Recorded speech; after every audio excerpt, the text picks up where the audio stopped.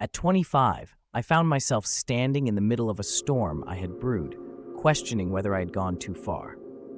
My family, if you could call them that, had never been easy to deal with.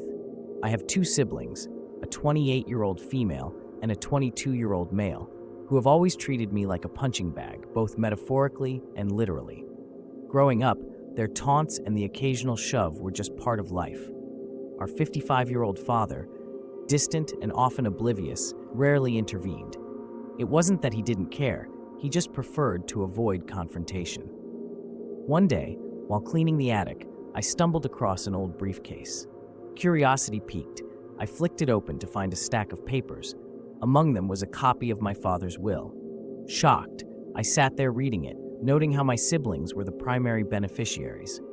I wasn't surprised, given our father's declining health over the past year. He had been in and out of the hospital, and the will was likely his attempt to settle matters while he still could. Anger bubbled up inside me as I thought about my siblings inheriting everything, while I was left with scraps. It seemed like the final slap in the face, solidifying years of mistreatment. Driven by resentment and a thirst for revenge, an idea took shape in my mind.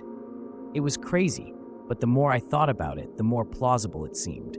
I decided to change the will. I knew it was risky and morally ambiguous, but I felt justified. I wanted to feel the satisfaction of finally getting back at them.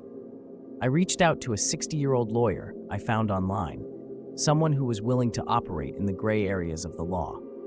We met discreetly, and I explained my plan. The lawyer was surprisingly unfazed, and for a hefty fee, agreed to help. Over the next few weeks, I visited his office under the pretense of various errands, each visit filled with anxiety and anticipation. We carefully crafted a new version of the will, one that cut out my siblings entirely. The lawyer assured me it would hold up legally, provided no one scrutinized it too closely. The day I slipped the altered will back into the briefcase, I felt a strange mix of triumph and fear. It was done, but I knew the repercussions could be severe if discovered. It wasn't long before my actions came to light. My father passed away sooner than expected, and the reading of the will was a scene of utter chaos. My siblings were livid, their voices rising in disbelief and fury.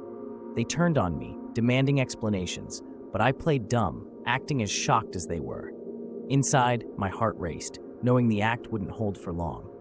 Despite the turmoil, I felt a twisted sense of justice. For once, I wasn't the one being bullied or belittled. Yet, as my siblings stormed out, vowing to contest the will, doubt crept in.